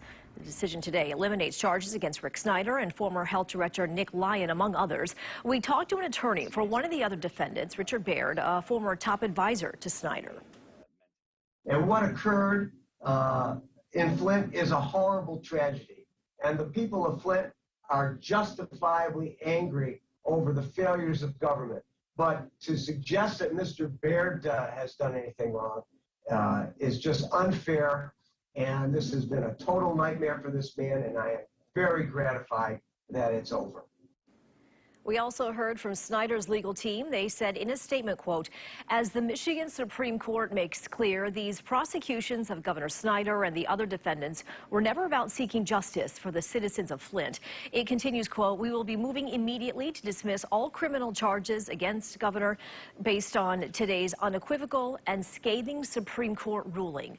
Michigan Solicitor General Fadwa Hammoud responded to today's decision, saying, quote, our reading is that the court's opinion interprets the one-man grand jury process to require charges to be filed at the district court and include a preliminary examination. Our team is prepared to move forward through that process. She continued that she believes the charges against the governor and other officials still can and will be proven in court. So again, nobody's held liable. No, it's no one's fault apparently. Not the health director. Didn't that governor at one point he was already granted money to fix the situation in Flint, and he didn't do it? Yep. Apparently, it's not his fault, though. Whose fault is it? Whose fault is it? While people are affected by this bad water, the lead, from educational to mental health issues to, other types of ailments, diseases. Frustrating. I mean, that's what happens when people don't care about you anymore, You could tell that that's when you really start, okay, people don't really care about humanity. Sad, man. I listened to a story from a mother this week about what happened in Flint, and her three children have all been compromised to get sick a lot. She has diverticulitis because of the water, and it's just it just sounds bad. It just sounds like a really nightmare. What else we got, man? What's else on up? Ivana Trump has passed away in an accident at home, and excuse me. Sorry, I couldn't hit the this. mute button. This made news in the Trump family. So new tonight, we've learned how Ivana Trump died. She was the ex-wife of former President Donald Trump and the mother of his 3 oldest children. The medical examiner says her death was an accident and that she fell down a set of stairs inside her New York City apartment yesterday. Her death comes as 2 of her children, Donald Jr. and Ivanka, were supposed to be questioned in the New York Attorney General's civil investigation into the family's business practices. Those depositions have now been delayed. Ivana Trump was 73 years old. I'm sorry, I cut you off there. No, go ahead, Darren. You go ahead. So there was no conspiracy. There was nothing nefarious going on. She fell down the stairs. Too bad for her and her family. Yeah. Ivanka, her other child. Is it Eric, who's also?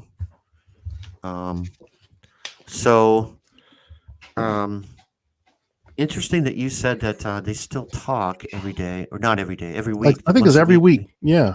Once a week. So that's, that's good. It was interesting to know that, because you think about it, Ivana Trump is the one who actually built that Donald Trump brand. What you see today, she built that. You think so? Yeah. I mean, it's proof. It's proven that, the winner takes all type mentality. Okay. She built that within him from a branding standpoint, from a business standpoint. That's all her, all that branding, that's all her. It's all her. Yeah. Yeah. That was something that's been documented. But the thing about it was that for some reason, my conspiracy antennas got to flying around, man. I'm like, somebody pushed that lady down the stairs. It was some information that she had, and then the kids are supposed to be testifying. Now all of a sudden, that's going to postpone their testimony. You know that, right? So it was something incriminating, huh? Something And just something didn't that she seem knew, right, something that man. she was going to say. Something didn't seem right, man. It's just the timing of it. Isn't the timing kind of jacked up? Just think about the timing. It is a little bit. I mean, it is just for it to happen. Like, it was a lot of information came out this week. Like, they had this one guy. He's let me find him. They were there boohooing and they were crying all in the dang on courtroom because they're about to get sentenced to 3 years. Some of these protesters. Okay. And I'm like, what are you crying for, dude? You wouldn't assaulted people. What are you talking about? But here it is right here. Sentence. Let me put this article up. Sentenced to, I think they got 3 years. It's 3 years. And it's like, is it really that deep? I think I got it here. I might have to share it from a let me see. I got to share it from my screen here. Okay. Yeah. What? Yes. Oh, thank you. My wife just threw me a bottle of water that I missed. Thank you. Yeah. So I'm gonna just share this right quick. It's it's from 8W. It's a CBS 8 WROC. Give them their props for this article. But yeah, man, we're talking about the January 6th hearings and everything, and it talks about these two they got these people that got arrested and how they were crying in court and everything. I'm like, what are you crying for? I'm like, what the heck? Own up what you did. This is breaking news from News 8. Good afternoon. That breaking news. 2 local men charged in the January 6th riots on the U.S. Capitol being sentenced today in federal court. James Molt of Brockport and Cody Mattice both pled guilty in April to 1 count of assaulting, resisting, or impeding a federal officer or employee. Molt was given 44 months in prison, and the same for Mattice, 44 months in prison. Christian Garzone has been listening into the court hearing in Washington, D.C. He joins us now in studio with the latest. Christian? Well, John, Natalie, with that guilty plea back in April, both Molt and Mattice received a plea agreement that could have sentenced them to between 37 and 46 months in prison. Prosecutors at the time also said each would have to pay $2,000 in restitution. Now we know what the punishment is for both. Again, they will both get 44 months each behind bars. This afternoon, the defense for Molt argued his military service should be factored in, while the prosecution said his military service makes his actions that much more offensive, meaning he was acting in disgrace of his oath to the nation. Mattice asked for a sentence on the lower end of the spectrum due to his family situation. The prosecution said those circumstances existed at the time he decided to attack the Capitol in January. Mattice's attorney said his client is uneducated and unsophisticated, adding he's often swept what's on the internet. Mattice also became tearful in front of the judge, saying this is something he's going to have to live with for the rest of his life, also apologizing to the officer he sprayed. Molt did the same. The pair admitted to marching on the Capitol on January 6 after agreeing to meet in Washington. Molt said he saw Mattice spray chemical agents at officers and then helped another rioter obtain his own can and sprayed at police. The judge said today on January 6th, both of these men were not patriots. Rather, they were criminals. John, Natalie, right back to you. All right, Christian, thank you. Dominic Pizzola of Rochester was also at the Capitol last year. He is the 3rd local man with a growing list of charges. He faces the most serious offenses of all 3. He was charged with conspiracy back in June and is due to be sentenced this year. Man. Wow. So the Thanks, people are NBC, finally for getting that. to justice, huh? We're finally getting to prosecutions, to arrest, and Is that going to be the what you call it? The mark or the benchmark for excuse me, how many years these people get? 3 years is like going to be like the standard, or for simple, for not simple, but for the instigation they did at this riot. They sprayed cops and everything. So that was like an assault. Is that going to be something looked at as? I think the Minot guy was that's why I think that was the veteran. I think he re-enlisted after.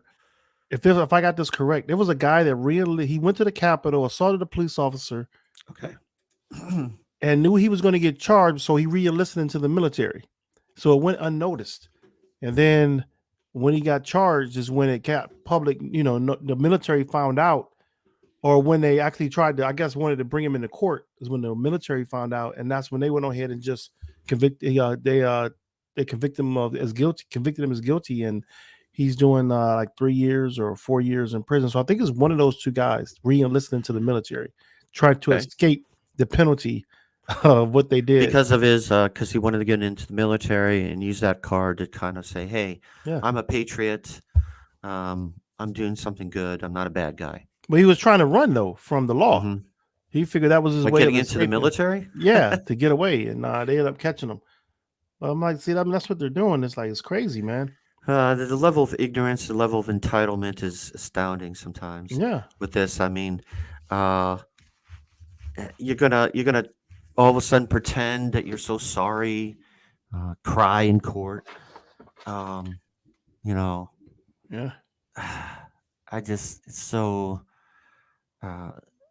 It's so ingenuine. Well, it's coming down the pipe. A lot of information is coming out, man. Like I said, I said from day one I wasn't going to keep up with it like that, because what are they going to tell you that you already didn't know happened?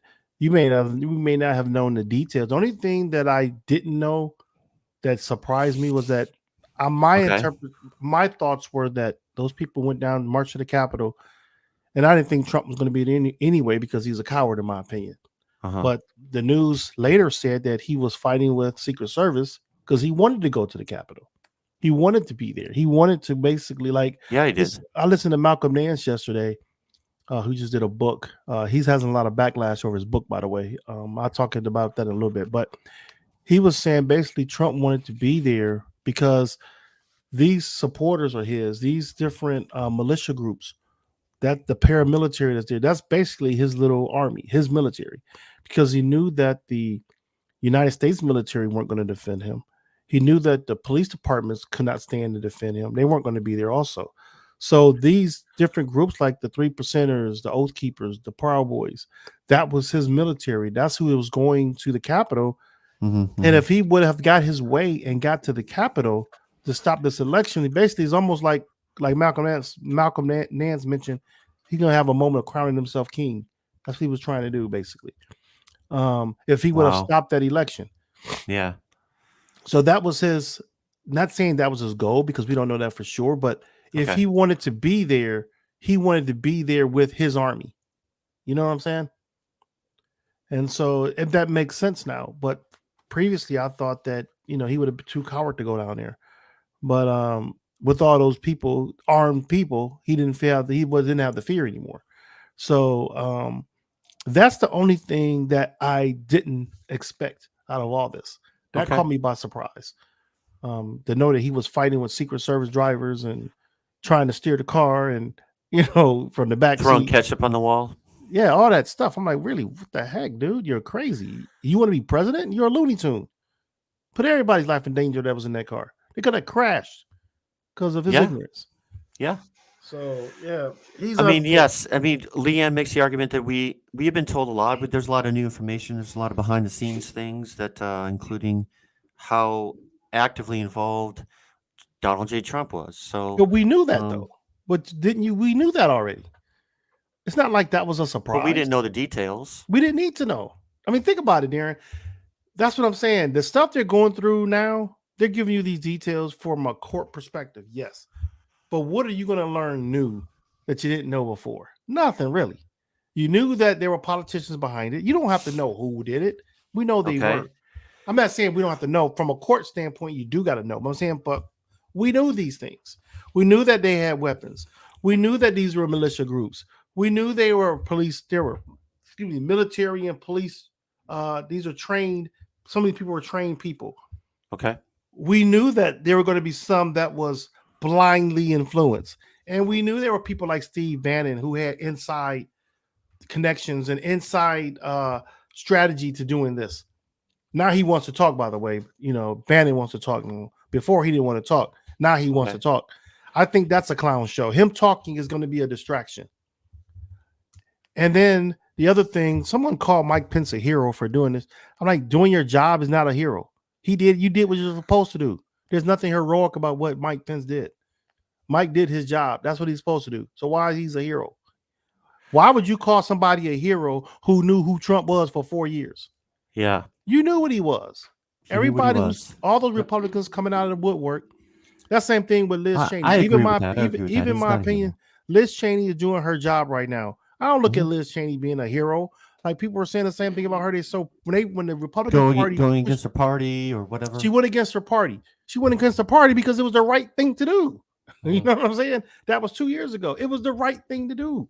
So why are you a hero when you the one that put him in office? Yep. She voted for Trump. So you were on the card. Do your job. That's all this is about. Do your job. You don't need any special accolades because you decided to have moral standards and conviction in your heart to do your job. Yeah. What's wrong with that? Well, yeah, Leanne, he did his job, but that doesn't mean he's a hero for doing his job, is what I'm saying. People are like applauding Mike Pence because he did his job. What the heck? He's supposed to. That was his role. Yep. So anyway, I went on a little tangent there because I'm tired of people now when they see the true light of what's going on and want to come and do the right thing and look for accolades. And again, these accolades could be for a political standpoint. Okay. This is going to help Liz Cheney politically. If Mike Pence continue to speak out, it's going to help him politically. I don't want neither one of them any further, any higher positions in politics because they voted for that nutcase in the first place. That's what bothers me. I like people. I'm not even that big on John Kasich, but John Kasich pulled away before Trump came into office. Remember? Yep. He pulled away. Who else pulled away? Colin Powell pulled away because he knew something was wrong. So many people pulled away. What was the guy that used to be chair of the RNC? Steele. Was it Steele? Michael Steele. He pulled away because he knew something wasn't right. Yep. Those are the people that I applaud who are Republicans because they didn't go along for the train ride until it became a wreck and decided to speak out. That's what bothers me. Leanne says Trump didn't do his job. Pence could have easily done the same. Oh, agreed. I mean, we all know that. That's what I'm saying. This is stuff that we know. And that's what makes Pence so scary. They could have impeached, if they would have impeached Trump, and do you think they would have put Pence would have been the next one in line? They did impeach Trump. I mean, no, if he was removed from office. If he was removed from office, would that move Pence into that position? Yes. Why would you want both of those there when they both was in the same situation? They both were connected. I think that Pence would have been interested in actually governing the country and not trying to. That's what makes it scary. Make it an SHIT show. That's what makes it scary, Darren. It is. He was aligned with Trump, but he knows policy. He knows government. So he would have came in and did things from a. I think things would have gotten really out of hand because he would have done it legally.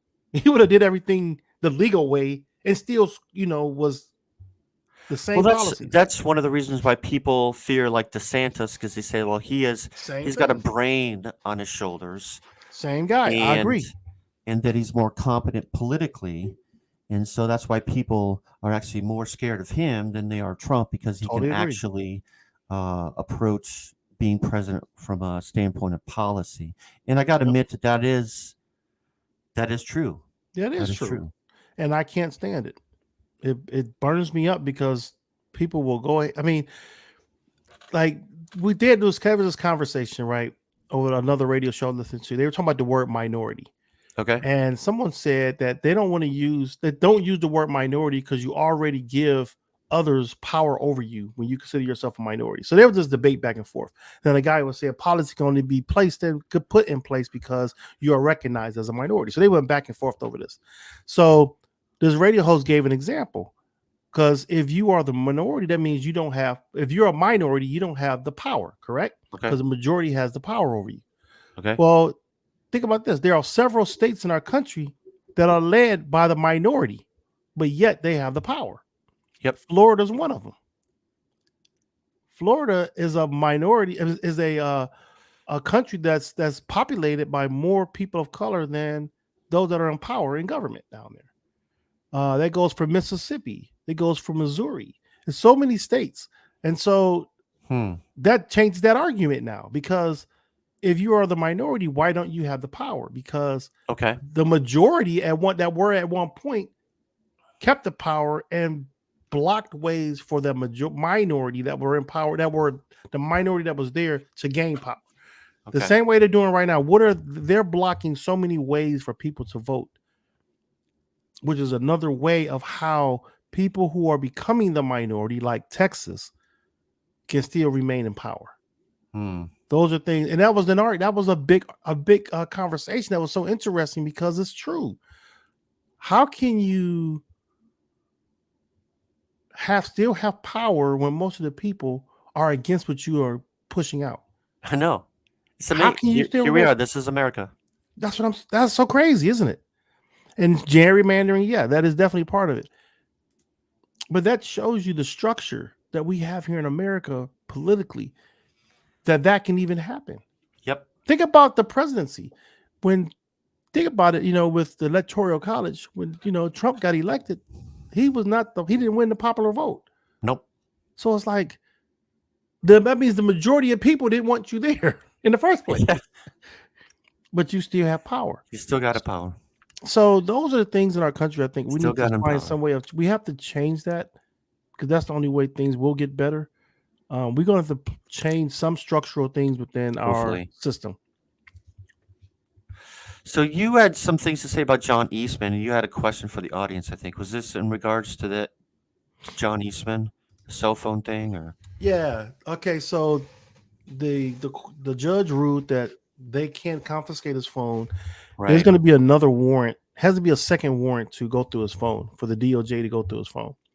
Now, the question I have is, because he's an attorney, he has other clients other than Trump, I'm sure.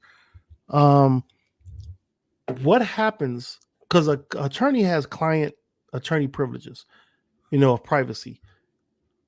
Now Eastman's been convicted of a felony.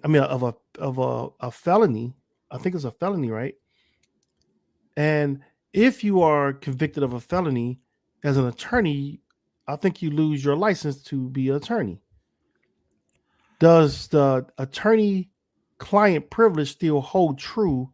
Does he still have those privileges from his phone, from his documents, that the courts shouldn't be able to see that stuff?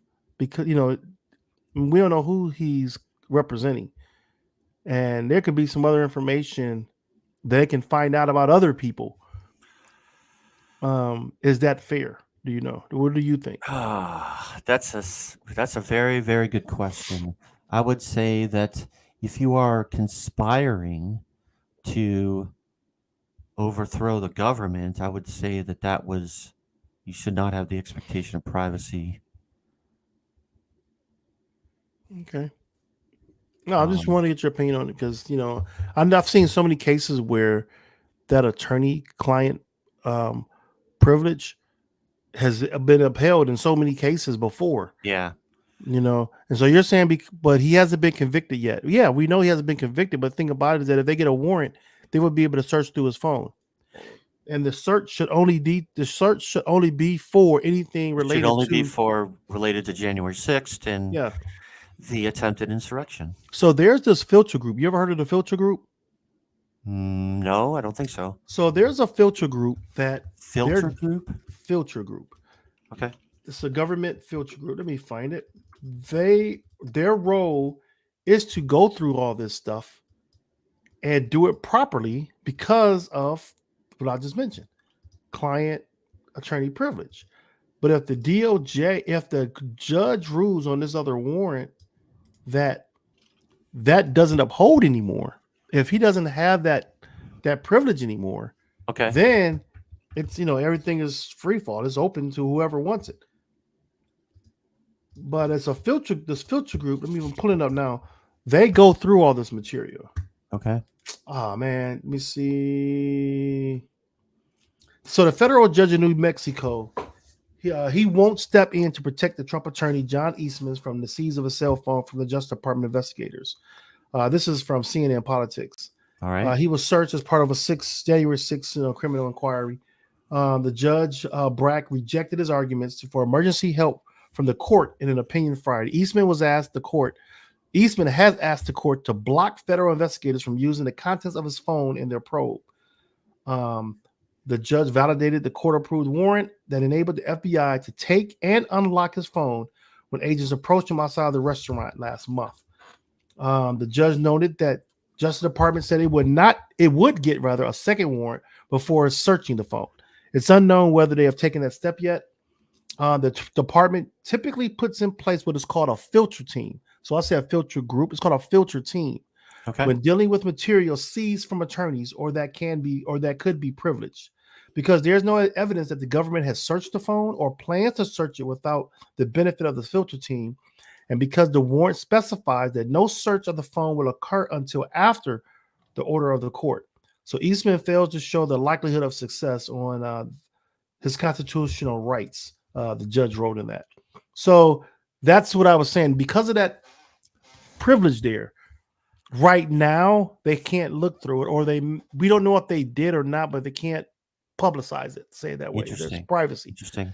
So, and that's what bothers me also is the type of people that was involved in January 6th.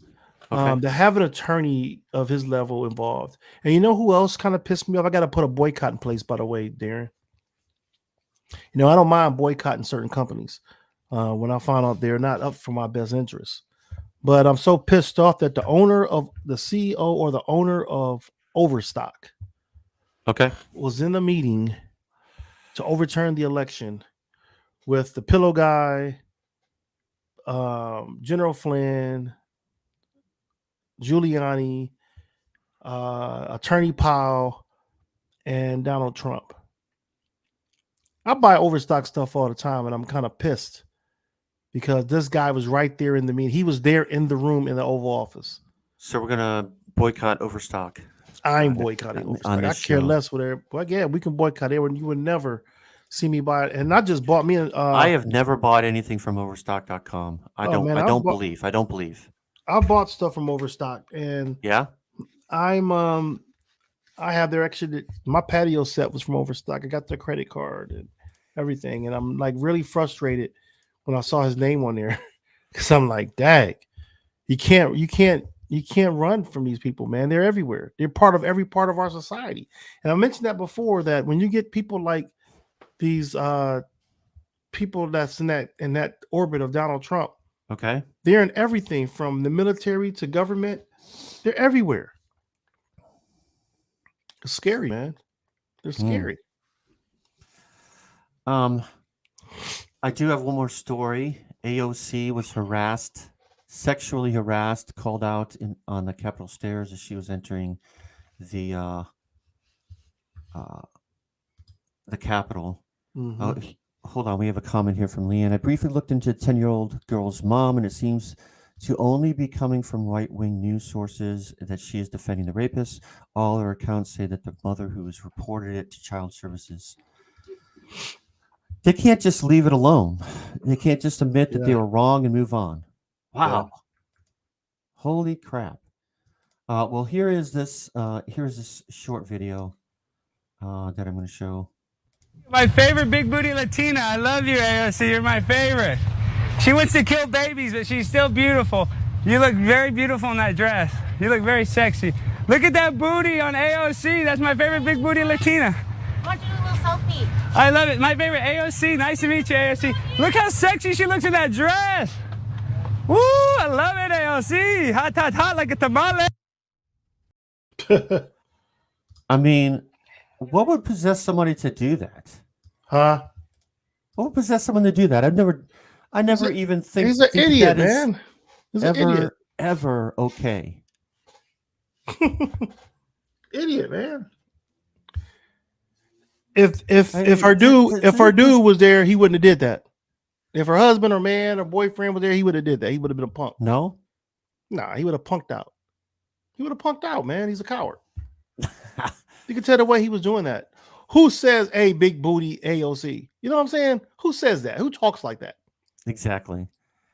I just think it's ridiculous, and I would just I just think that's completely out of bounds. I mean, And thinking about it though, if it was somebody that was true to it, they wouldn't even call her name. It was, hey, look at that big gross. booty It girl is walking up gross. them. It would be like, look at that big booty girl walking up them steps. He wouldn't even say her name if he was being real about it. You know, he gonna call her name out to let everybody see, and it's like, really, that was so like tasteless. Ah, man, people looking for attention. He just wanted to get a couple of likes on his Facebook just get a page, couple you know of what I'm likes saying? on his TikTok. Yeah, that's all that was, man. But this lady did get a lot of likes on her TikTok, man. This lady here, she was in Alaska, and I'm going to show you this one. What's Did this? you have any more on AOC? I'm sorry. I didn't mean Nope. to cut you off. That was like, really, man, she was. Many men God. feel entitled to speak to women however they feel. Yeah. It's just, I mean, it's disrespectful and it is gross. Very. But this lady here, man, took the cake for me. You know, I always got to bring up a racial thing here. So this lady tried. I couldn't believe this. And think of bacon so bad. She's Filipino. This is in Alaska? Yeah, this is crazy. Okay. Here we go. I mean, what's your first name? Did it play? You like my white privilege card? That's hilarious. It's better. Get through death. That's good. What's a good phone number for you? I mean, what's your first name? I don't understand. What did she say? She got stopped by the cops. Okay. She's talking about white privilege? Let me show this other one. Let me just give you a better perspective of what's going on here. And it was just, I'm like, that doesn't even make sense. I'm a little slow. I don't understand what happened. She got stopped by the cops and she couldn't find a license, and she put out a white privilege card. And the cop took the card, took her name and phone number down, just wrote it down, and they're laughing about She it. actually has a card. Yeah, and she's Filipino. It's not even the thing about it. They're laughing about this. It's not even funny. That's not even funny. But check out. Here's better. Here's better. Here's a better. Dang it! Where'd it go? Did we delete that? I thought we had it in here. I'm gonna play a different. Give me a second. I want to give you better context. I wanted to see it first because I didn't want to. Sometimes I don't really like playing the context, other people's commentary with it. But I want to play this particular one because it's going to give you more context to what's going on right here. And it was this. Here's a guy's going to give you some more context over it from Young Turk Station. Okay. And he's going to really break it down for you. But I was just so frustrated. I'm like, really, dude? Really? So here we go.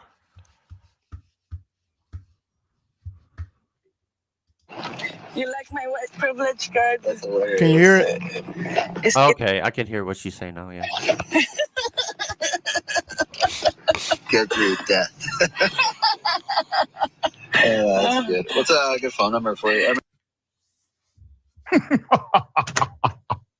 The police are looking at She does a little selfie with the white privilege card. All right, well, guess what? It worked.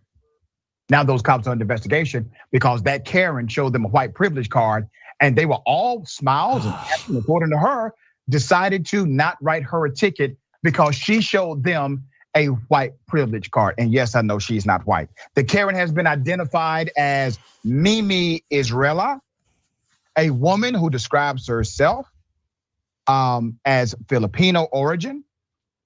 And according to her Twitter bio, and she was going to a Trump rally account, this is what happened. So, Of course. White privilege card works as a driver's license always. Keep one in your wallet, she says. At 3:43 a.m. Alaska time, I was driving towards Sicily's Pizza. I was starving and sleepy when I got pulled over by the police. Officer Bowles said I was waving on the road.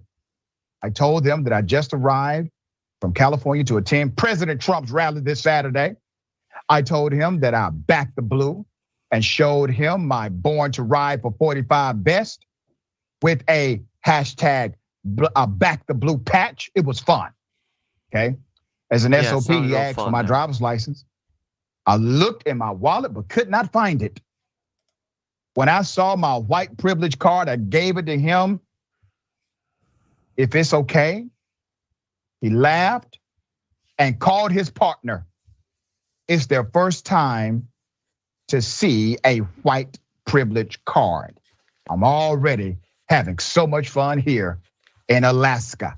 Got a white privilege card from the Hodge twins, conservative twins at Anchorage, Alaska. Here's what the card looked like up close. We actually covered this before. Okay. White privilege card trumps everything.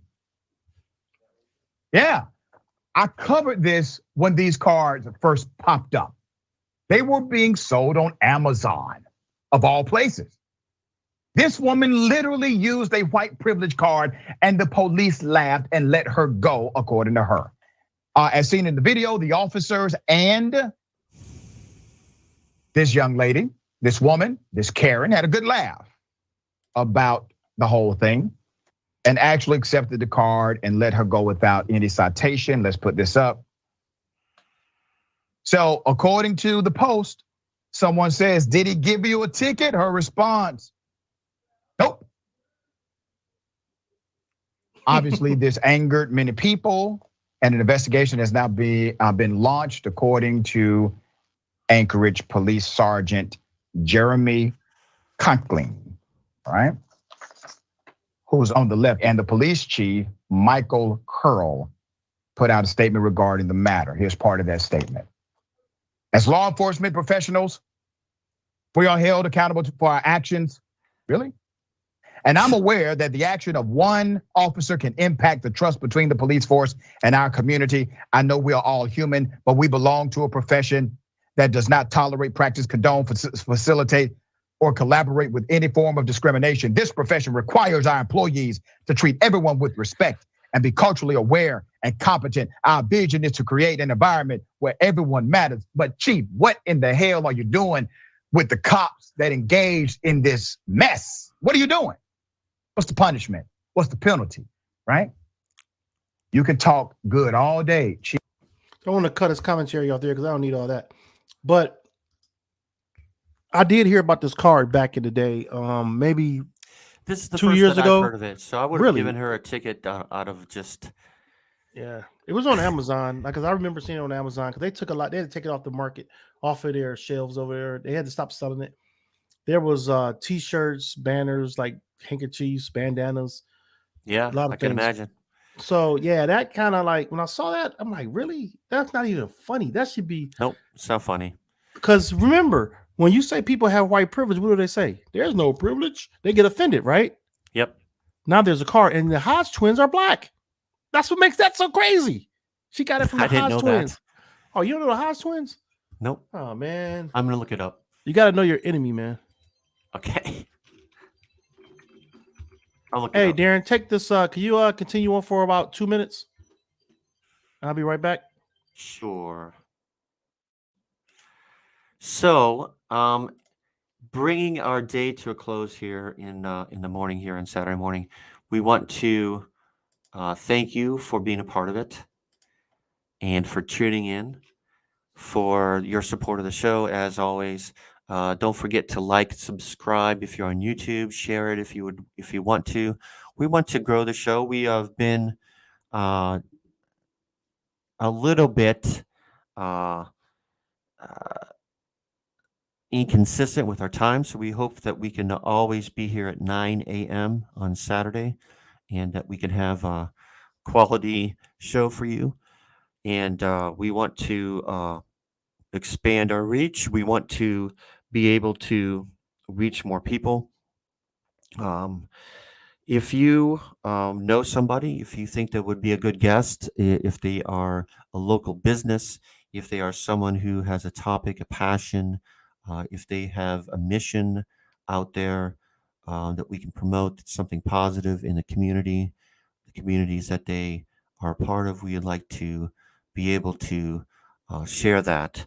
If you have any ideas for the show as far as topics, do not hesitate to let us know. Facebook us, message us, leave a comment. So we usually close with a bottom line. My bottom line is that wondering about the future. I'm wondering about the future. There's a lot of uncertainty about the future.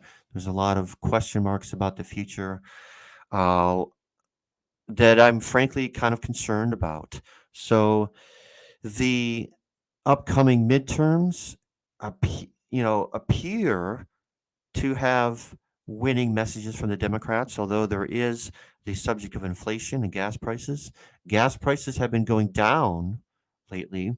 COVID has been kind of returning lately, which is kind of concerning to me. There is the abortion issue.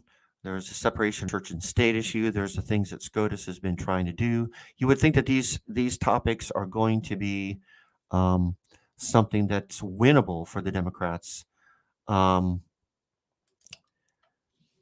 So what do you feel about it? And I hope that the midterms will be something positive for the Democrats, that we will gain some seats in Washington, D.C., and maybe even more importantly, for the first time at the state levels, we need to try and reverse the heavily gerrymandered state systems that exist out there that will prioritize minorities, minority views, minority opinions, minority communities, minority being minority of opinions that seem to. How do we get laws in this country, seemingly so many laws that so many people disagree with? It's because of these state legislatures that are in power that can pass them. So there's a disconnect. So my bottom line is to try and change the system locally and at the state level out there, wherever you are, trying to make sure that our democracy is safe. And it is for real. If Trump decides to run again and doesn't win again, I do still fear for our country. I fear for our country if DeSantis runs and wins. I have a lot of anxiety about the future of our country. And that's kind of not a succinct bottom line, but it is for me. I am concerned about the future. So get out there, try and make a difference, try and change your communities. What's your bottom line there? Man, my bottom line is mind your own dang on business. Mind your business. Stay out of folks' way. Treat others with respect. And one that's I think that people don't do enough of. Got to get the Buckeye hat on. Buckeyes, boy, Buckeyes. They don't do enough of. Stop doing things that will get yourself in trouble. When I say doing things, like stop doing things where you got to turn back and apologize because you look stupid. Stop doing things that you know aren't right, thinking you're going to get away with it, and you end up getting caught. Just the simplest things of saying something about someone behind their back and it gets out. That cop accepting that that white privilege card was a prime example. He knew that was wrong. Mm-hmm. And her dumb butt posted it, which was stupid. You know what I'm saying? What brought all this light? She posted a selfie. Here, let me post a selfie with the cop and my white privilege card. That shows you how ignorant she was to how that looked. You know, that was stupid. It looked bad. It's a bad look. It's a bad look. So stop doing, because she's gonna have to come back later and apologize because people in her own You know, her her workplace. her Yeah. ethnicity. I mean, other Filipinos are looking at her like, "What the heck are you doing?" You know what I'm saying? They're looking at her like, "What are you doing? You look stupid." So stop doing things that you got to turn around and apologize for. Stop. And mind your own business. Mind your own business. Okay. Yep, that's my bottom line. Gotcha. Thank you, as always, for listening to our show. And we'll see you next week, same time, same place. Mm-hmm. Take care, everybody. Bye.